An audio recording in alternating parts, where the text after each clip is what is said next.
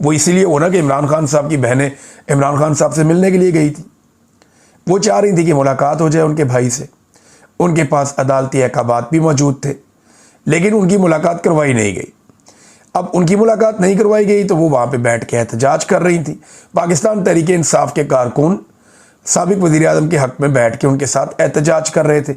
अब ये निहत्ते लोग थे, पुरअमन एहतजाज कर रहे थे, लेकिन इसके बावजूद इनके ऊपर ताकत का इस्तेमाल किया गया। केमिकल मिला हुआ ठंडा पानी इनके ऊपर फेंका गया। एक सर्द रात में इन्हें तकलीफ़ दी गई। ख़वातीन गिरती हैं, फिर उठती हैं, फिर नौजवानों के साथ जो किया गया। अल्लामा राजा नासिर अब्बास साहब वहाँ पे मौजूद थे। उनकी पगड़ी भी वाटर कैनन के इस्तेमाल से वो उड़ के दूर चली गई। तो काफ़ी लोगों ने वहाँ पे तकालीफ बर्दाश्त की। अब इसके ऊपर ना एक तरफ तो हुकूमत और मुख्तलिफ लोग ये दावे कर रहे हैं कि शायद कोई मफाहमती मामला चल रहा है, ख़बरें ऐसी फैलाई जा रही है। दूसरी तरफ जो लोग पुरअमन एहतजाज कर रहे थे, पहले इनको टॉर्चर किया गया, फिर इन्हीं के ऊपर मुकदमा दर्ज कर दिया गया। मुकदमे के अंदर दहशतगर्दी की दफ़ात शामिल कर दी गई हैं। इमरान खान साहब की बहन अलीमा खानम, नौरीन खानम, उज़मा खानम, तीनों के ऊपर FIR है दहशतगर्दी की। फिर उनके अलावा जो है आलिया हमजा साहिबा पे FIR है, नईम हैदर पंजूता साहब पे FIR है, दीगर बहुत सारे लोग हैं। सलमान अकरम राजा साहब पे FIR है। लगभग 400 बंदा शामिल किया इस FIR के अंदर। इतने सारे लोगों को एक FIR में डाल दिया। और उन्होंने किया क्या, वो पुरअमन तरीके से बैठे हुए। यहाँ एमनेस्टी इंटरनेशनल ने इसके ऊपर एक बड़ी आवाज़ उठाई है।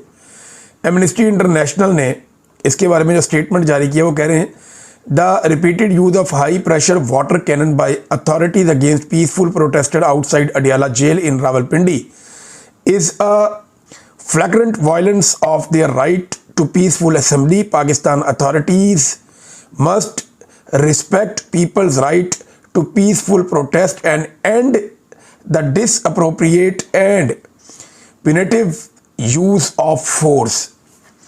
अब वो एमनेस्टी इंटरनेशनल भी इसकी मजम्मत कर रही। वो ये कह रही है कि जी ये वायलेशन कर रहे हैं पीसफुल असेंबली के लॉ की, यानी पुरअमन एहतजाज का हक पूरी दुनिया में सबको है। ये तो अक़वाम मुत्तहिदा भी कहता है, पूरी दुनिया कहती है। तो बजाय इसके कि लोगों को उसकी इजाज़त दी जाए, उनके ऊपर बार बार वाटर कैनन का इस्तेमाल किया जा रहा है।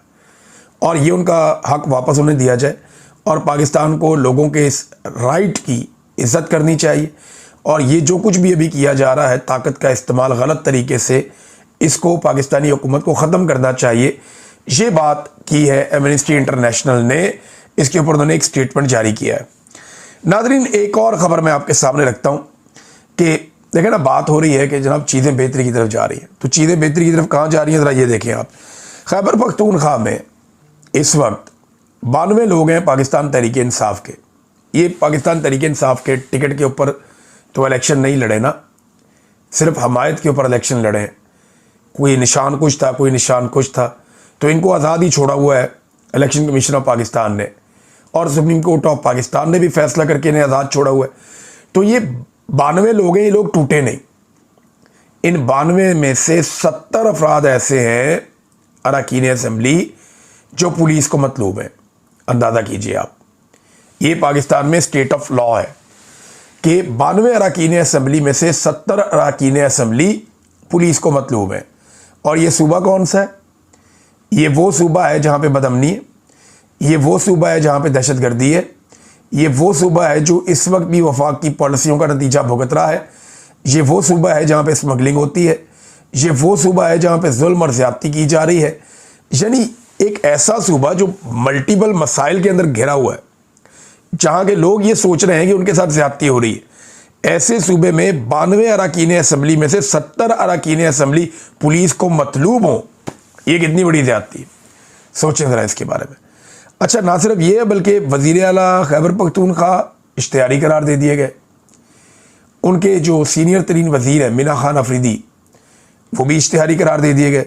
अमजद अली इश्तिहारी, शफ़ीउल्लाह जान इश्तिहारी और इकबाल अफरीदी भी इश्तिहारी। ये है नाज़रीन लुब्बे लुबाब कि एक सूबा जिसकी हालत इतनी ख़राब है, वफाक उससे दुश्मनी निभा रहा है और उसके अंदर सबको कभी इश्तिहारी करार दे रहे हैं या वो लोग पुलिस को मतलूब है। तो इस तरीके से तो ये पाकिस्तान को नहीं चला सकते। हाँ, एक चीज़ और हुई है, इमरान खान साहब के बेटों ने जो इंटरव्यू दिया वो बहुत ज़्यादा वायरल हो गया, हर तरफ रोला पड़ गया है और बहुत ज़्यादा दुनिया में वो फैल रहा है। पाकिस्तान तहरीक इंसाफ के लोग उसे दुनिया के कोने कोने में पहुंचा रहे हैं, उसकी व्यूअरशिप बहुत ज़्यादा बढ़ गई है। इमरान खान के बेटों ने खुलकर अपने वालिद के ऊपर होने वाली चीज़ों के बारे में बताया और ये स्काई न्यूज़ है, अमेरिकन टीवी, और जो अमेरिकन गवर्नमेंट है इस वक्त, जिस पार्टी की हुकूमत है रिपब्लिकन्स की, वो लोग ज़्यादा इसी किस्म के चैनल्स देखते हैं। तो स्काई न्यूज़ के ऊपर ज़्यादा ये खबरें आने से ये मामला और उठेगा। जो जर्नलिस्ट हैं यल्दा हाकिम, अब इन्होंने ये इंटरव्यू लिया, उसके अलावा इन्होंने कुछ तजिया भी किया। तो यल्दा हाकिम जो हैं, इनकी 2 आर्टिफिशियल इंटेलिजेंस से ऑडियो वीडियोस बना दी गई।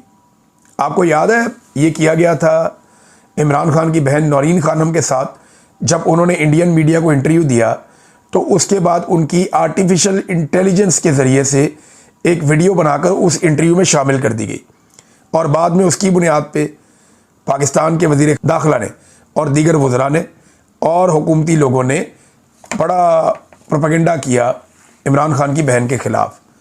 तो बाद में वो प्रोपेगेंडा एक्सपोज हो गया, इन्होंने माफ़ी भी नहीं मांगी। अब इसी तरह का प्रोपेगेंडा यल्दा हाकिम के ख़िलाफ़ किया गया, उन्होंने उठा के ये मामला पूरी दुनिया के सामने रख दिया। यल्दा हाकिम क्या कहती हैं ज़रा ये देखें। वो कहती हैं जी, following my interview with Imran Khan sons Qasim and Sulaiman, a second artificial intelligence deep fake of me has been circulated, this video is not real. और आगे वो बता रही हैं कि वीडियो कौन सी है, और ये जनाब पाकिस्तान के अंदर लोग इसको वायरल कर रहे हैं। वो कहती हैं जी मेरा इस वीडियो से ताल्लुक़ ही नहीं, मैंने ये बात ही नहीं की, ये तो आर्टिफिशियल इंटेलिजेंस के ज़रिए से बनाई गई है। तो एक वीडियो उन्होंने पहले पकड़ी, एक वीडियो उन्होंने बाद में पकड़ी, और ये ज़्यादातर PMLN के हमायती अकाउंट या उनके अपने को टाउट्स हैं, कुछ एस्टेब्लिशमेंट के टाउट्स हैं, वो लोग इसे वायरल कर रहे हैं, लेकिन उन्होंने इसको रिपोर्ट कर दिया है। अच्छा नाज़रीन, एक मुशर्रफ जैदी साहब हैं, ये जर्नलिस्ट, फिर बहुत बड़े जमहूरे कि जनाब मैं बड़ा जमहूरी हूँ, इंसानी हकूक़ का मैं अलमबरदार हूँ, मैं आज़ादी इज़हार राय के हक़ में हूँ, मैं रूल ऑफ लॉ के लिए आवाज़ उठा। सारी ज़िंदगी इस आदमी ने ऐसे गुजारी, ऐसे और बहुत सारे हैं। आप देख लेना, अंसार अब्बासी साहब हैं, बातें वो ऐसे करते हैं लेकिन अजीबोगरीब काम कर देते हैं, अजीबोगरीब ख्वाहिशात का इजहार कर देते हैं। ये सुहेल बड़ाई साहब हैं, सारी ज़िंदगी उन्होंने कुछ का कुछ किया और ज़िंदगी के इस लम्हे में आकर वो इमरान खान साहब को वो ये कायल करने की कोशिश करते हैं कि आप डील कर लें। यानी मुझे हैरत होती है कि वो लोग जो नवाज शरीफ को कहते थे कि डट के खड़े हो जाएं आप, वो इमरान खान को कहते हैं कि आप डील क्यों नहीं कर रहे। यानी इमरान खान से उनका प्रॉब्लम यह है कि इमरान खान डील क्यों नहीं करता। खान साहब आप डील करें, आप निकलें बीच में से। यानी इतने ये इमरान खान के खैर ख्वाह हैं, तो पाकिस्तान को आगे नहीं निकालना इस मामले में से। वो आदमी डट के खड़ा, उसका शुक्रिया अदा करने की बजाय उसे कहते हैं आप डट के क्यों खड़े हुए हैं। तो मुशर्रफ जैदी साहब ने इंटरव्यू दिया यल्दा हाकिम को, उन्होंने सवालात पूछे। अब ये सारी ज़िंदगी बहरूपिया बन के गुजारी है ये साहब ने भी, लेकिन ये बड़ा ज़बरदस्त दौर है। इसमें बहुत सारे जो मुनाफिकीन है ना, उनके ऊपर से पर्दे उतर गए हैं। अब ये जमहूरियत पसंद थे, इंसानियत पसंद थे, रूल ऑफ लॉ में बिलीव करते थे, इमरान खान की आज़ादी के लिए ट्वीट्स करते थे, लेकिन अब ये हुकूमत का हिस्सा बन गए, लिहाजा इमरान खान की आज़ादी के लिए बात नहीं कर सकते, क्योंकि शहबाज शरीफ ने इनको नौकरी दे दी है, और जब नौकरी मिल गई है तो नौकर की थे नखरा की। यानी इन्होंने इस इंटरव्यू में ऐसे ऐसे झूठ बोले हैं कि खुदा की पनाह।